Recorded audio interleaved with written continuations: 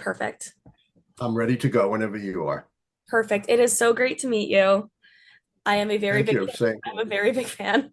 Um, so first, I just want to start off with just tell us a little bit about yourself, your successes, how you came up with your model. Yes. I'm distinguished professor of history at American University in beautiful Washington, D.C. I'm the author of 13 books, hundreds of scholarly and popular articles. I have been an expert witness in American political history and quantitative and qualitative methodology in some 110 civil rights cases. I've lectured across the United States and across the world. And my book, Predicting the Next President, The Keys to the White House 2024, is now in its eighth edition. You can also catch me on my live show every Tuesday and Thursday at 9 p.m. U.S. Eastern at Allan Lichtman YouTube, ALLANLICHTMAN YouTube. Now, I'd love to tell you I came up with the keys to the White House by ruining my eyes in the archives by deep contemplation. But if I were to tell you that, to quote the late, not so great Richard Nixon, that would be wrong. I came across the keys serendipitously. In 1981, I was distinguished visiting scholar at Caltech in Southern California. And there I met the world's leading authority in earthquake prediction, Vladimir Kailas-Borak, the head of the Institute of Pattern Recognition and Earthquake Prediction in Moscow, and one of 12 scientists worldwide who was a member both of the Soviet and US National Academies of Science. And it was his idea that we become the odd couple of political research. Get this, 1963, he was a member of the Soviet delegation that came to Washington, D.C.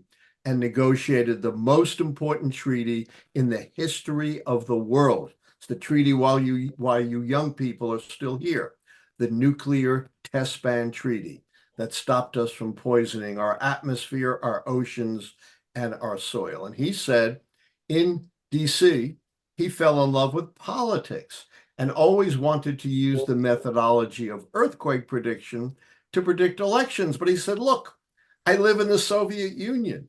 Forget it. It's supreme leader or off with your head. But you're an expert in the presidency, American politics, and American history. So indeed, we became the odd couple of political research. And to achieve our goal, we reconceptualized presidential elections in geophysical terms, not as Carter versus Reagan. Remember, this is 1981, not as liberal versus conservative, not as Republican versus Democrat, but as stability, the White House party keeps power, and earthquake, the White House party is booted out. Huh. With that in mind, we looked at every American presidential election from the horse and buggy days of politics, the election of Abraham Lincoln in 1860 through the election of Ronald Reagan in 1980. And we used Kailas-Borak's method of pattern recognition to determine what factors in the political environment could distinguish between stability and earthquake. And we didn't just randomly troll through history. We were guided by my idea that American presidential elections are not about campaigns, but are votes up or down on the strength and performance of the White House party. That study led to the discovery of the 13 keys to the White House. Simple true false questions that indeed gauge the strength and performance of the White House party, where an answer of true favors stability, an answer of false favors earthquake. So this is an empirical result. These 13 keys were best able historically to distinguish stability and earthquake. And we had a simple decision rule. If five or more or less, if five or fewer of the keys are false, that is, go against the White House party, they're predicted winners. If six or more are false, that is, go against the White House party, they're predicted losers. In other words, six strikes and you're out. Now, of course, this was simply a developmental analysis. We hadn't predicted anything, but it was a big discovery to see that a common simple integral parameters could account for 120 years of American presidential elections. I first used the keys predictively for a future unknown election in April 1982, nearly 3 years ahead of the 1984 presidential election, when I predicted Ronald Reagan's reelection during what was then the worst recession since the Great Depression, when 60% of Americans said he was too old to run again, and his approval ratings were historically low. Basically, he was being counted out.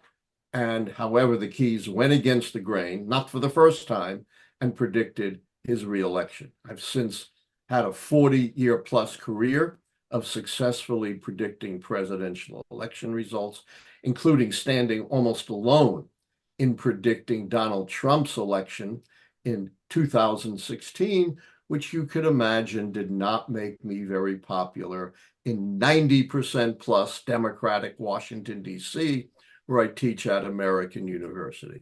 But my predictions are purely nonpartisan.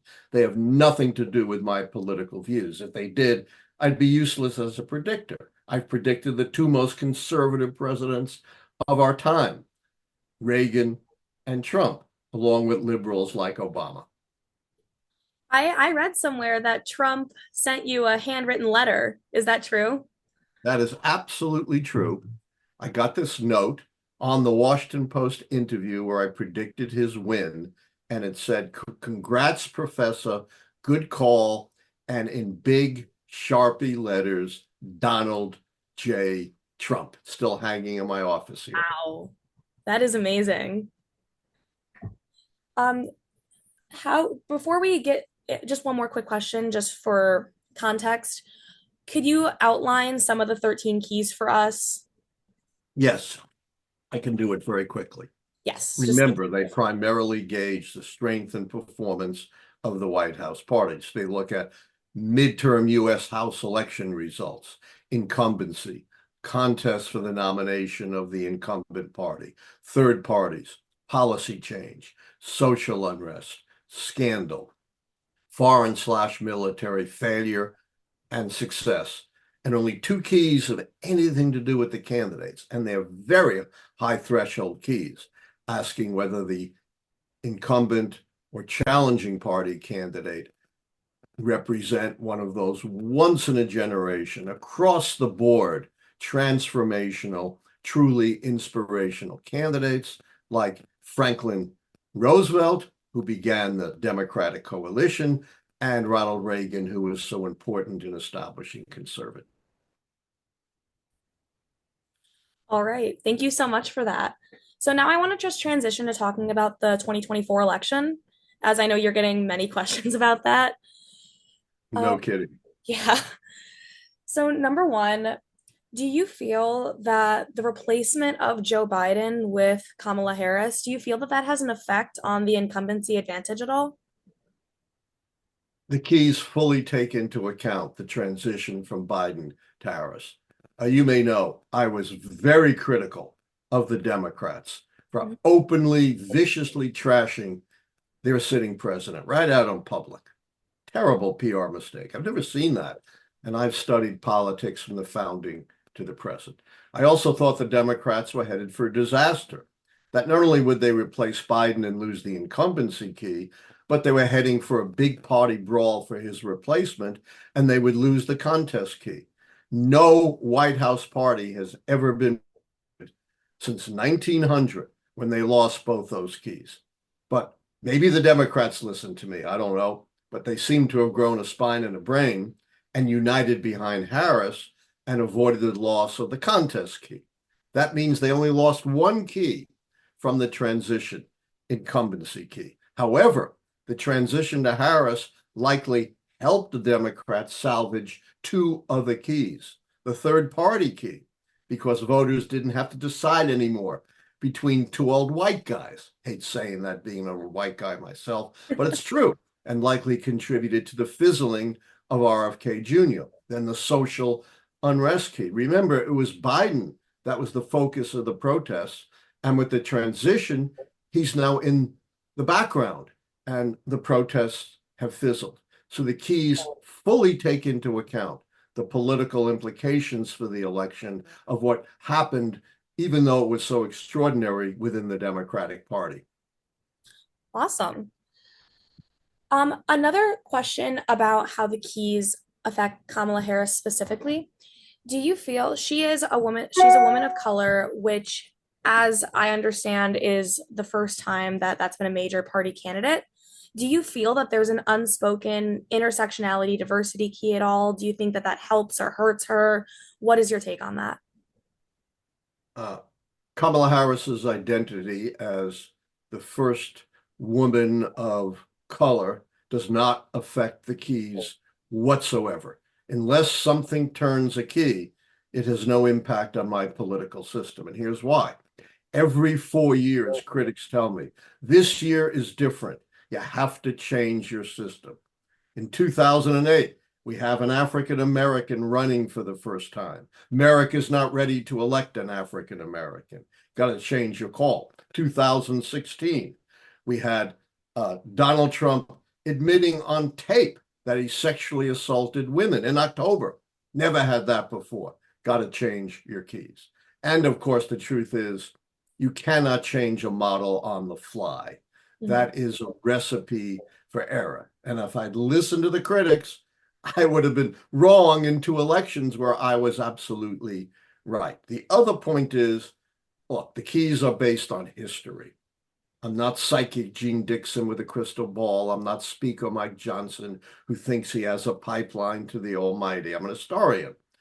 But the keys are very robust. As I told you, developmentally, they go all the way back to 1860 when African Americans were enslaved. Women didn't vote. My ancestors from Eastern Europe weren't here yet. We had no automobiles, no planes, no poles, no radio, no television. We're an agricultural society. The keys have endured far more changes in our society, our economy, our politics, and our demography than anything we've witnessed in recent years. Another reason why I don't change them on the fly. Now, that said, am I so arrogant as to claim nothing could ever change, that there couldn't be something so cataclysmic as to change the pattern of 160 years of history? That's possible, but the problem is you would not know it until afterwards. That's why you can't listen to the critics who claim that you've got to respond to every thing that seems unique in every election. Absolutely.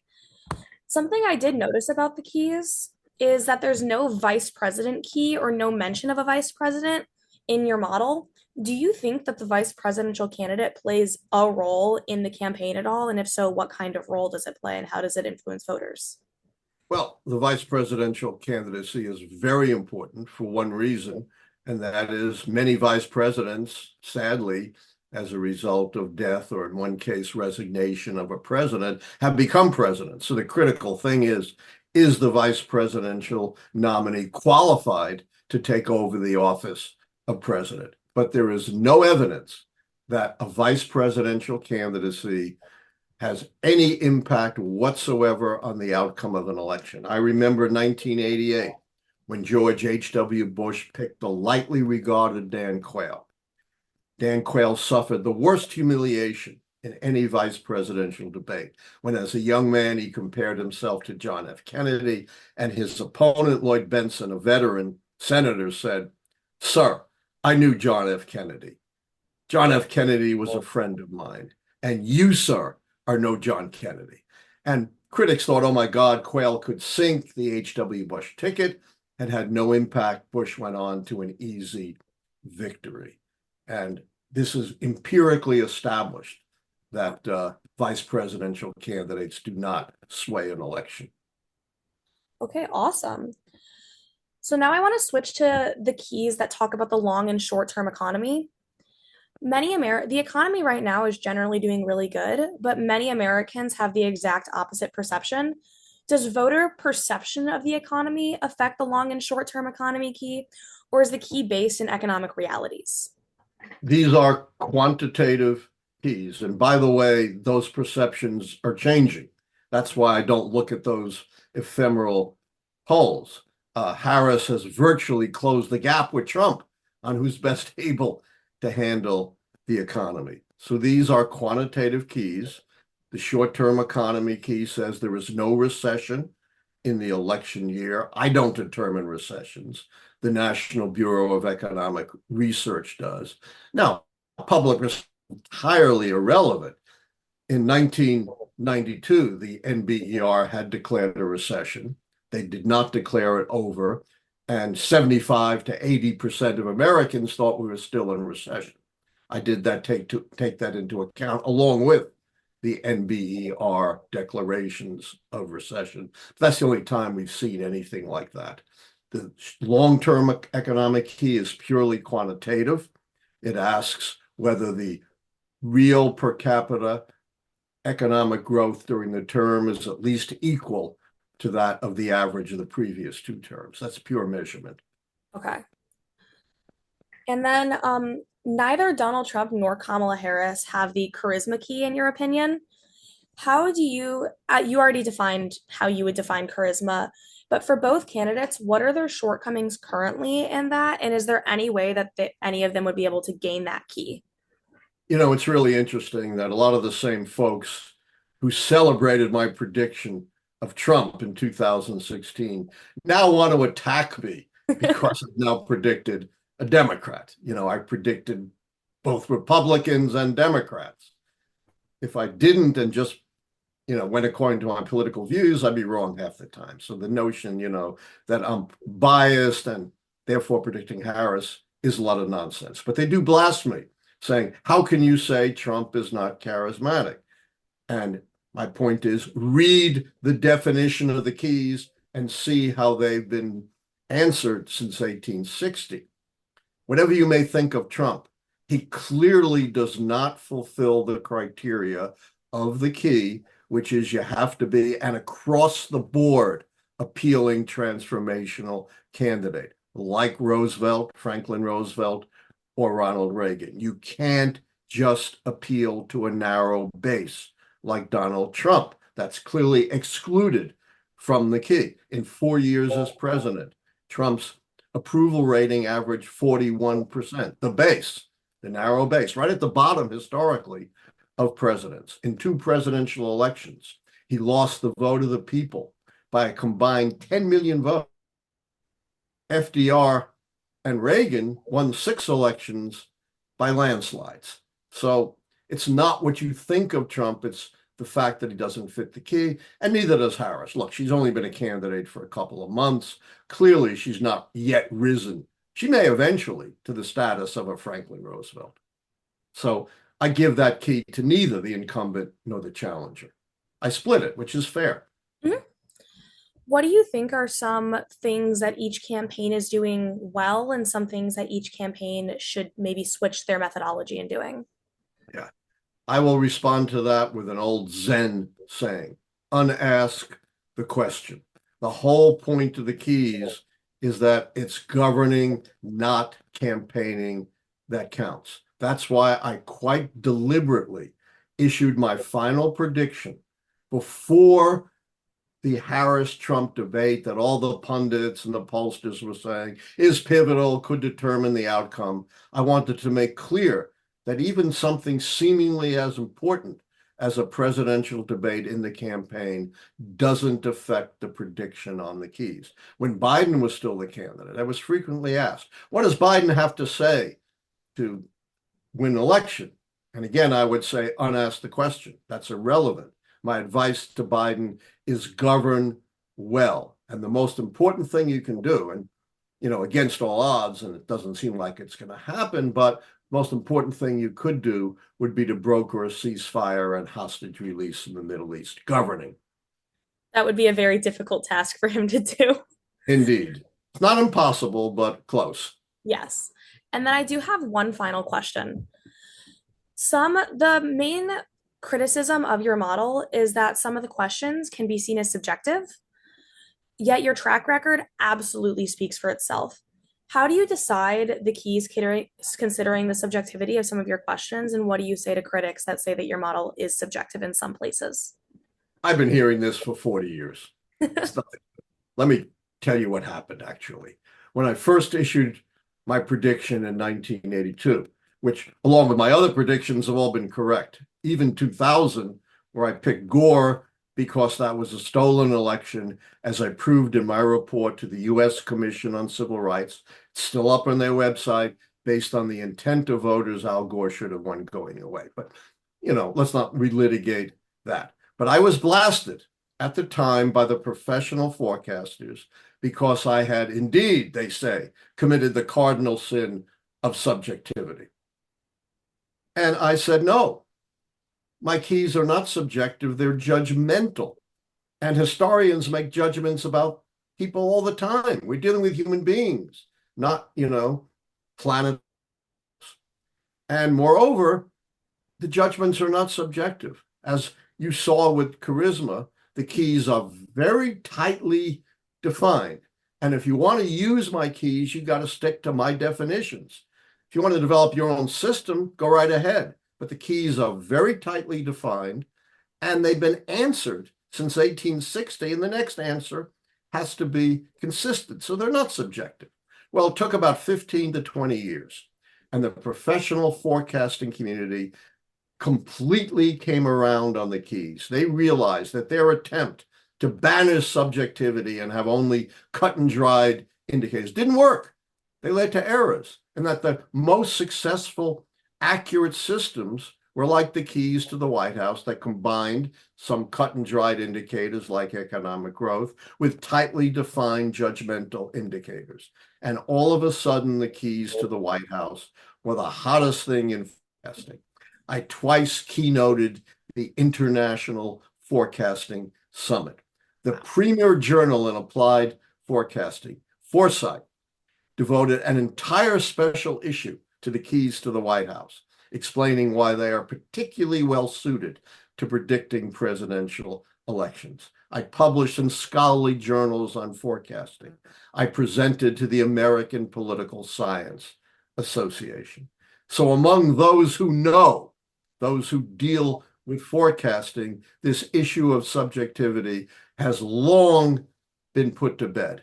But, a lot of those same critics who loved my prediction of Trump hate my prediction of Harris, and they're trying to dig up criticisms, including this illegitimate criticism that my keys are subjective and easily manipulated. As I explained with my most controversial key, the charisma key, that's not close to being correct. All right. Let me Do you want to hear my prediction? I do. Actually give it. I do. So the way the system works is if 5 or fewer keys go against the White House party, they're predicted winners, 6 or more negative keys, and they're predicted losers. I definitively found Harris and the Democrats had lost only 4 keys. The mandate key, because they lost U.S. House seats in 2022, the incumbency key, obviously, because Biden's not running, and as we explained, the incumbent charisma key. I also counted against them the foreign military failure key, because the Middle East is a humanitarian disaster with no end or solution in sight, and America is very heavily invested in the Middle East. The only even remotely shaky key was I gave the administration the foreign policy success key for Ukraine, because it was Biden and Biden alone who put together the coalition of the West that stopped Putin from conquering Ukraine, kept Ukraine alive despite lukewarm Republican support for 2.5 years, more. And if Putin had conquered Ukraine, then our NATO allies and America's national security would be in jeopardy. So this will go down as an historic presidential achievement. But even if you don't agree with me on that, and you think that shouldn't be counted, that's still only 5 keys, still enough to predict fewer enough keys to predict a Harris victory.